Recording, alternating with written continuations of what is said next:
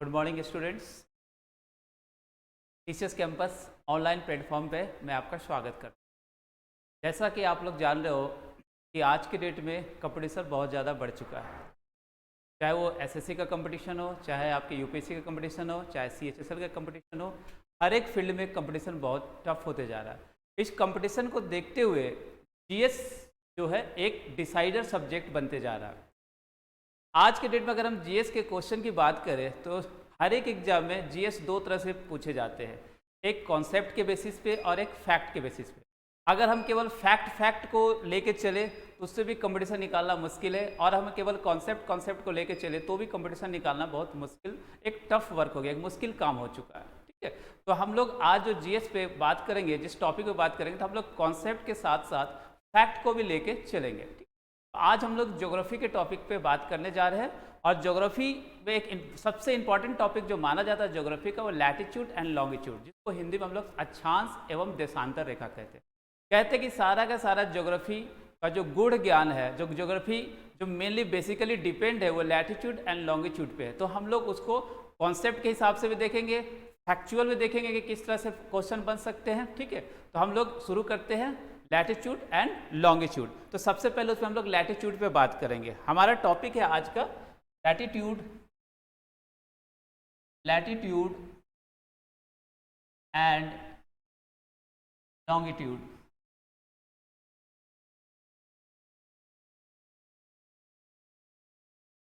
इसको हिंदी में हम लोग कहते हैं अक्षांश एवं देशांतर। जैसे मैथमेटिक्स में हम लोग पढ़ते हैं कोऑर्डिनेट ज्योमेट्री। मैथमेटिक्स में अगर किसी पॉइंट का कोऑर्डिनेट जानना हो, मैथमेटिक्स में अगर किसी पॉइंट का कोऑर्डिनेट जानना हो, सपोज करो मैथमेटिक्स में इस पॉइंट का कोऑर्डिनेट जानना हो, तो ये डिस्टेंस होता है x और ये डिस्टेंस होता है y, और इस पॉइंट का कोऑर्डिनेट हो जाता है एक्स वाई। सेम इसी तरह रियल लाइफ में किसी का हमें एक्चुअल लोकेशन जानना हो, एक्चुअल पोजीशन जानना हो, तो हमें लैटिट्यूड और लॉन्गिट्यूड की आवश्यकता हो। जितने भी जीपीएस सिस्टम है सारे लैटिट्यूड लॉन्गिट्यूड पे ही काम करता है। अगर हम लैटिट्यूड लॉन्गिट्यूड को समझ लेते हैं तो समझ लीजिए हम किसी भी पॉइंट का पोजीशन, स्थिति या लोकेशन हम ज्ञात कर सकते हैं। उसी को हम लोग कोशिश करते हैं आज जानने के। सबसे पहले हम लोग देखेंगे लैटिट्यूड। लैटिट्यूड क्या होता है उसको जानने की कोशिश हम लोग करेंगे। जैसा कि हम लोग ये मान के चलते हैं कि शेप ऑफ द अर्थ, पृथ्वी का आकार, पृथ्वी की आकृति वो हमारा गोलाकार है, ऐसा हम लोग मान के चलते थे। Shape of the earth is spherical, ये मान के चलते हैं। लेकिन अगर आप प्रैक्टिकली देखोगे तो shape of the earth is geoid shape होता है। ज्वाइड शेप का मतलब होता है कि अर्थ ऊपर से फ्लैट है, अर्थ नीचे से फ्लैट है। इट मीन्स इसे हम लोग नॉर्थ पोल माने और इसको साउथ पोल माने, उत्तरी ध्रुव और दक्षिणी ध्रुव। तो पृथ्वी उत्तरी ध्रुव पे कुछ चिपटा है और दक्षिणी ध्रुव पे कुछ चिपटा है। ठीक है, तो इस शेप को हम लोग कहते हैं जियोइड शेप। लेकिन जब हम ज्योग्राफी में कुछ पृथ्वी का तस्वीर बनाते हैं तो हम उसको मान के चलते हैं कि उसका जो पिक्चर है, आकृति है, वो गोलाकार है, मतलब shape of the earth is spherical. इस पृथ्वी के बीचों बीच, सेंटर ऑफ द अर्थ से एक इमेजिनरी लाइन पास करता है। एक काल्पनिक रेखा पृथ्वी के बीचों बीच क्रॉस करता है। यह काल्पनिक रेखा ऐसा है जो पृथ्वी के सेंटर पे, केंद्र पे 0 डिग्री का कोण बनाता है, इसलिए इसको हम लोग बोलते हैं 0 डिग्री लैटिट्यूड।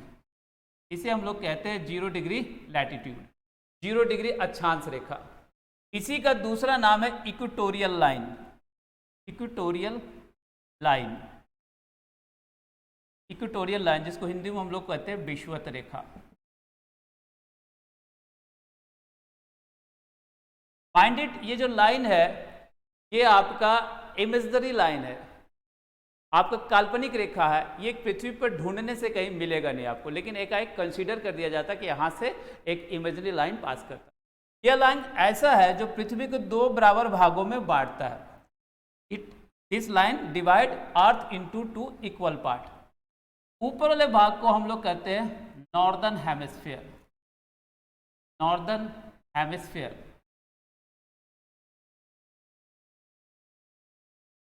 उत्तरी गोलार्ध, जिसको हिंदी में हम लोग कह सकते हैं उत्तरी गोलार्ध,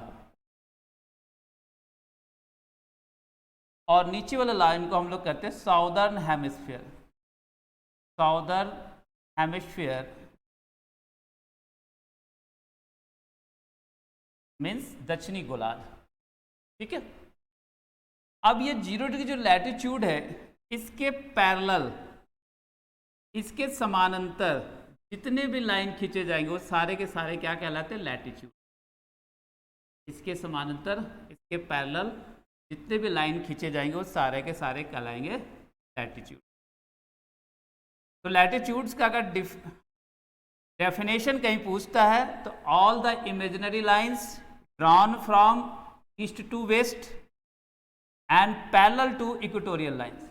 all the imaginary line drawn from east to west, जैसे हम लोग मैप में जानते हैं ये नॉर्थ होता है, ये साउथ होता है, ये ईस्ट होता है और ये वेस्ट होता है।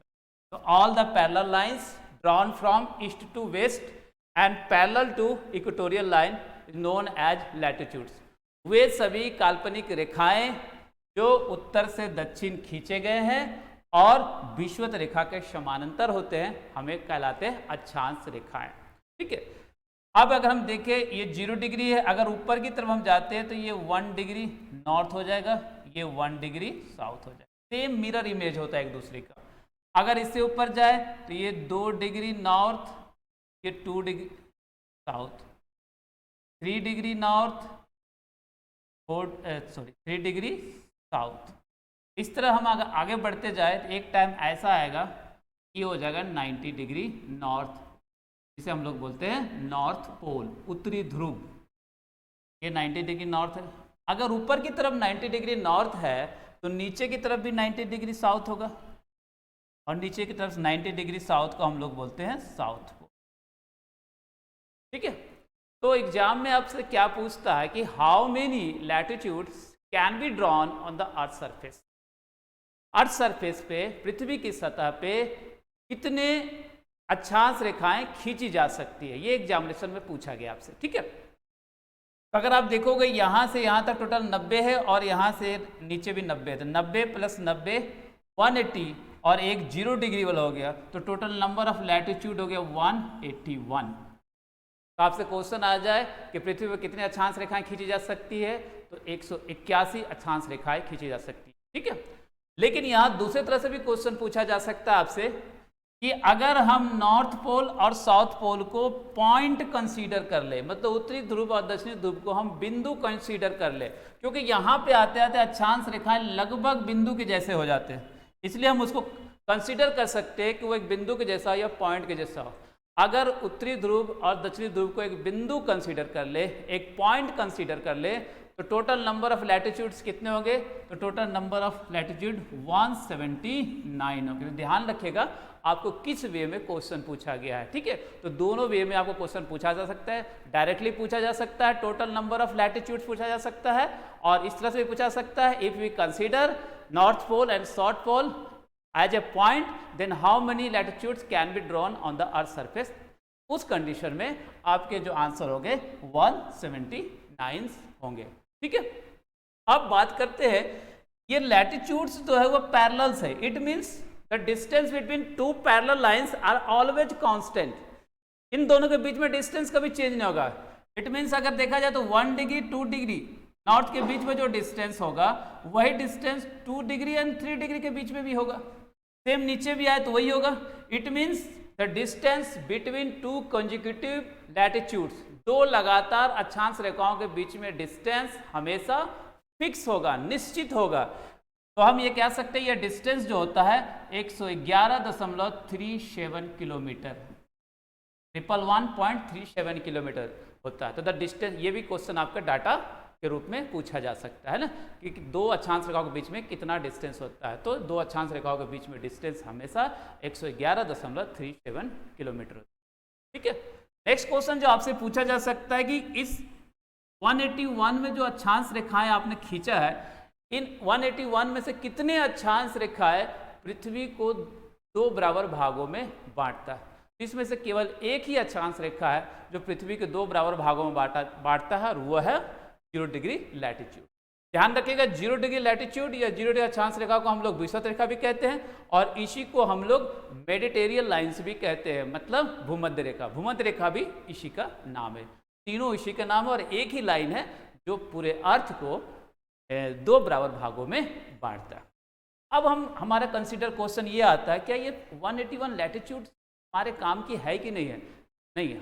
टोटल नंबर ऑफ लैटिट्यूड हमारे काम की नहीं है, मतलब सारे के सारे रेखाओं का यूटिलाइजेशन हमारे लिए नहीं। हमारे लिए यूटिलाइजेशन देखेंगे मेनली 5 अक्षांश रेखा है, उन 5 अक्षांश रेखाओं को हम लोग कंसिडर करते हैं।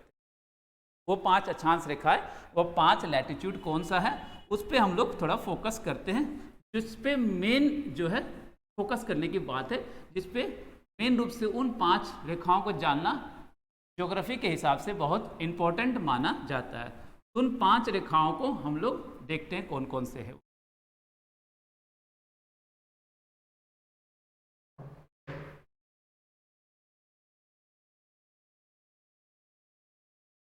अभी हमने देखा एक 0 डिग्री लैटिट्यूड। 0 डिग्री से अभी हम लोग तुरंत ही वाकिफ हुए, 0 डिग्री को हम लोग ऑलरेडी अभी देख चुके हैं। 0 डिग्री के बाद हम ऊपर जाते हैं तो 1 degree, 2 degree, 3 degree, 4 degree, 5 degree. एक टाइम ऐसा होगा ये 23.5 डिग्री नॉर्थ ऊपर है तो नॉर्थ करेंगे, 23.5 डिग्री नॉर्थ बनेगा। अगर ये 23.5 डिग्री नॉर्थ बन रहा है तो 23.5 डिग्री साउथ भी बनेगा, क्योंकि ये दोनों लाइन आपस में एक दूसरे के मिरर इमेज होते हैं। अगर ऊपर में बनते हैं तो नीचे में भी बनते हैं। 23.5 डिग्री साउथ। आगे चले तो एक पॉइंट ऐसा आएगा जहां पे बनेगा 66.5 डिग्री नॉर्थ। 66.5 degree north. अगर 66.5 डिग्री नॉर्थ बना है तो 66.5 डिग्री साउथ भी बनेगा। 66.5 डिग्री साउथ भी ये बनेगा। फिर ऊपर चलते हैं तो ऊपर आगे हमारा 90 डिग्री नॉर्थ, सेम इसी तरह नीचे होगा 90 डिग्री साउथ। 90 डिग्री नॉर्थ को हम लोग नॉर्थ पोल या उत्तरी ध्रुव कहते हैं, 90 डिग्री साउथ को हम लोग साउथ पोल या दक्षिणी ध्रुव कहते हैं। 0 डिग्री लैटिट्यूड को हम लोग ऑलरेडी देखे हुए इक्वेटोरियल लाइन कहते हैं इसको। अब बात आया 23.5 डिग्री नॉर्थ, तो इसको हम लोग कहते हैं ट्रॉपिक ऑफ कैंसर।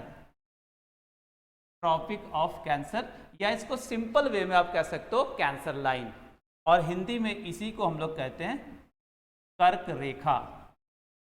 हिंदी में इसी को हम लोग कहते हैं कर्क रेखा। तो नीचे 23.5 डिग्री साउथ है, इसको कहते हैं Tropic of Capricorn. Tropic of Capricorn मतलब इसे हिंदी में हम लोग कहते हैं मकर रेखा। जब वर्ल्ड के मैप आप देखोगे, वर्ल्ड के मैप में आप देखना कि आर्कटिक ओशियन जो ऊपर की तरफ बना होता है, ठीक है, तो आर्कटिक ओशियन के नाम से है 66.5 डिग्री नॉर्थ को हम लोग कहते हैं Arctic circle. Arctic circle, Arctic circle या आर्कटिक वृत्त। आर्कटिक वृत्त।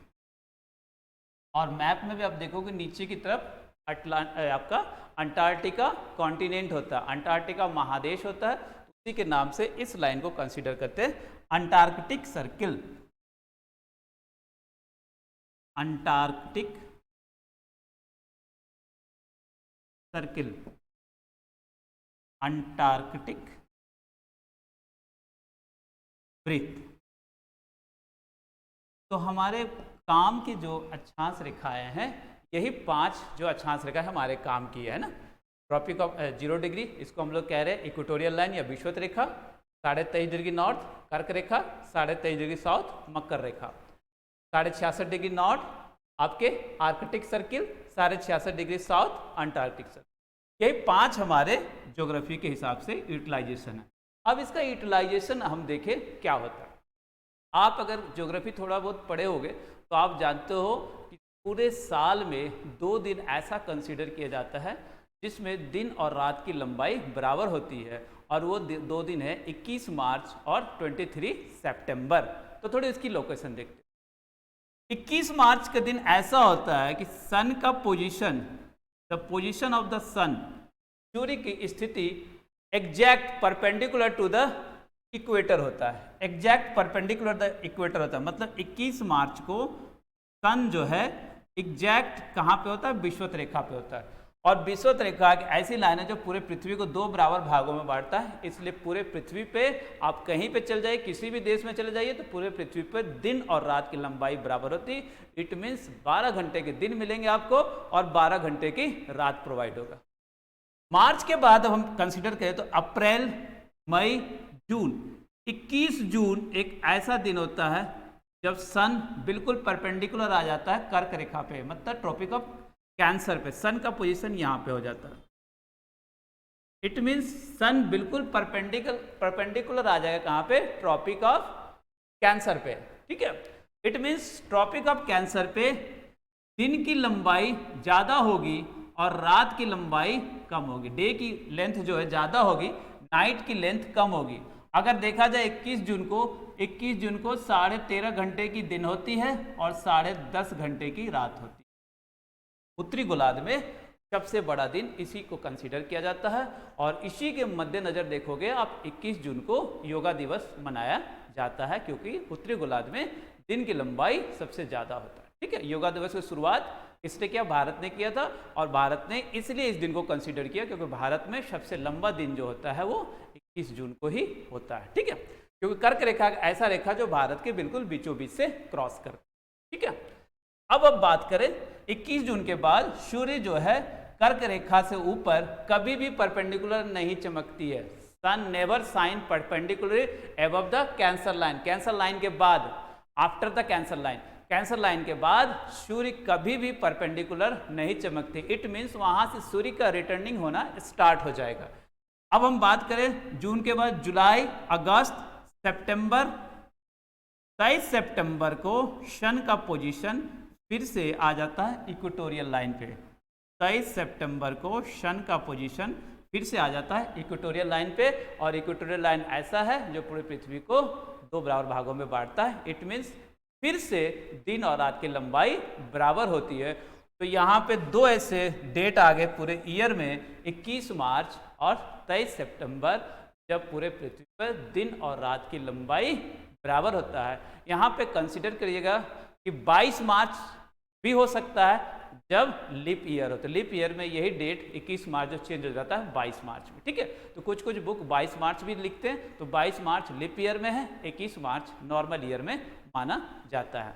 यहाँ पे क्वेश्चन को आपको इस तरह से भी पूछा सकता है कि पूरे साल भर में सूर्य विषुवत रेखा पे कितनी बार लंबवत चमकती है। तो पूरे साल भर में सूर्य विषुवत रेखा पे 2 बार लंबवत चमकती है, और वो डेट 2 दिन कौन कौन सा है, 21 मार्च और 23 सितंबर।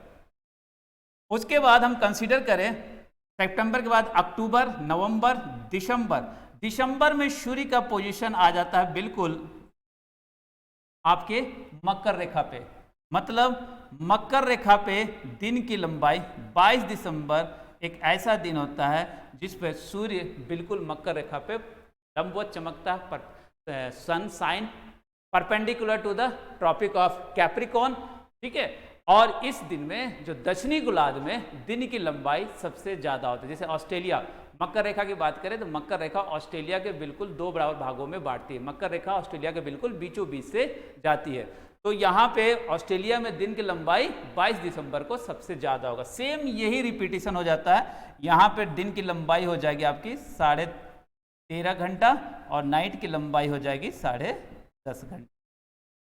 अब मकर रेखा से नीचे कभी भी सूर्य परपेंडिकुलर नहीं। इट मीन्स सूर्य फिर से वापस चलना स्टार्ट होगा और फिर से ये 21 मार्च को यहाँ पे पहुँच। अब यहाँ पे एक चीज़ गौर करना, हम यहाँ पे पृथ्वी को फिक्स किया, सन को मूव कर रहे हैं, लेकिन जनरली होता क्या है, सन क्या अराउंड पृथ्वी मूव कर रही है, लेकिन यहाँ पे हमने पृथ्वी का तस्वीर पहले बना दी, इसलिए सन के पोजीशन को चेंज कर रहे थे। ऐसा मत सोचिएगा कि सूर्य पृथ्वी के परिक्रमा कर रहा, नहीं, परिक्रमा तो एक्चुअल में पृथ्वी कर रहा है सूर्य के चारों तरफ। ठीक है, तो यहाँ पे सूर्य घूमते घूमते सन के अगेंस्ट ऐसे पोजीशन आ जाता है कि जो आपका कर्क रेखा पे परपेंडिकुलर कभी चमकेगा और कभी आपके मकर रेखा पे, ठीक है, या कभी विषुवत रेखा पे। तो ये पोजीशन चेंज हो रहा है पृथ्वी के कारण, लेकिन यहाँ पे हम पृथ्वी को फिक्स कर रखे इसलिए हम सन का पोजीशन चेंज कर रहे हैं, ठीक है, लेकिन एक्चुअल रूप में पृथ्वी का पोजीशन चेंज हो रहा है, ठीक है। तो 22 दिसंबर में दक्षिणी गोलार्ध पे दिन और रात की लंबाई दिन की लंबाई ज्यादा होगी और रात की लंबाई कम होगी। अगर अब इस तस्वीर को गौर से देखें तो सन का मूवमेंट टोटली कर्क रेखा और मकर रेखा के बीच में हो रहा है, ना तो इसके ऊपर सन का भी परपेंडिकुलर चमक रहा है, ना इसके नीचे सन परपेंडिकुलर चमक रहा है। इट मीन सन का मूवमेंट कर्क रेखा और मकर रेखा के बीच में ही हो रहा है। तो इसका कहने का अर्थ है कि जो गर्मी ज़्यादा बनेगी पूरे पृथ्वी पे वो कर्क रेखा और मकर रेखा के बीच में ही गर्मी बनेगी, कर्क रेखा और मकर रेखा के बीच में ही गर्मी बनेगी। इसलिए इस क्षेत्र को, मतलब कर्क रेखा और मकर रेखा के क्षेत्र को, या दूसरे अर्थ में कह सकते 23.5 डिग्री नॉर्थ से 23.5 डिग्री साउथ के क्षेत्र को हम लोग कह सकते हैं ट्रॉपिकल रीजन, ट्रॉपिकल बेल्ट या ट्रॉपिकल रीजन को हिंदी में कहते हैं उष्ण कटिबंध। उष्ण कटिबंध मतलब क्षेत्र होता है, एरिया, ठीक है। अब कंसीडर करें 23.5 डिग्री नॉर्थ और 66.5 डिग्री नॉर्थ, सेम यहाँ पे 23.5 डिग्री साउथ और 66.5 डिग्री साउथ। ये एरिया अगर हम कंसीडर करें, जो हम जिस एरिया में क्रॉस मार्क कर रहे हैं, ये एरिया और ये एरिया सेम होगा, क्योंकि ये इक्वेटर से भी उतने डिस्टेंस में होगा ये एरिया और पोल से भी उतने ही डिस्टेंस पे होगा। तो इस एरिया को हम लोग कहते हैं टेम्परेट जोन, टेम्परेट जोन या टेम्परेट बेल्ट, जिसको हिंदी में हम लोग कह सकते हैं समशीतोष्ण कटिबंध, समशीतोष्ण कटिबंध। सेम अगर कंसीडर करें ये एरिया और ये एरिया, मतलब 66.5 डिग्री नॉर्थ से लेकर 90 डिग्री नॉर्थ और 66.5 डिग्री साउथ से लेकर 90 डिग्री साउथ, ये दोनों एरिया सेम होंगे और ये बिल्कुल पोल के नज़दीक होगा, इसलिए हम लोग इसको कहते हैं शीत कटिबंध। शीत मतलब ठंडा, कटिबंध मतलब क्षेत्र, शीत कटिबंध, या इसी को हम लोग कहते हैं फ्रीज्ड जोन, ठीक है। अगर इंडिया के लैटिट्यूड को हम लोग कंसीडर करें, इंडिया आप जानते हो 6 डिग्री 4 मिनट, 6 डिग्री 4 मिनट से स्टार्ट होता है इंडिया, ठीक है। इंडिया का सबसे सॉदर्न मोस्ट पॉइंट कौन सा है? इंदिरा पॉइंट। इंदिरा पॉइंट से एक लैटिट्यूड क्रॉस करती है जिसको हम लोग बोलते हैं 6 डिग्री 4 मिनट, और इंडिया 6 डिग्री 4 मिनट से लेकर 37 डिग्री 6 मिनट के बीच में। इंडिया का सबसे जो नॉर्थ पॉइंट है वो इंदिरा कॉल है, साउथ पॉइंट है इंदिरा पॉइंट, इंदिरा कॉल। तो इंडिया इन दोनों के बीच में है। इट मीन्स हम लोग ये कह सकते हैं इंडिया का जो क्षेत्र होता है वो आपका ट्रॉपिकल रीजन में पड़ रहा है और टेम्परेट जोन में पड़ रहा है। ये दो क्षेत्र में इंडिया क्या करते हैं, लोकेटेड है या सिचुएटेड। तो इसलिए सारा का सारा जो ज्योग्राफी है कहीं ना कहीं इस लैटिट्यूड में ही छिपा हुआ है। इसके बाद हम लोग देखेंगे लॉन्गिट्यूड, है ना। तो आज के क्लास में हम लोग केवल लैटिट्यूड के बारे में जाने, नेक्स्ट टॉपिक में हम लोग लॉन्गिट्यूड पे देखेंगे। Thank you very much.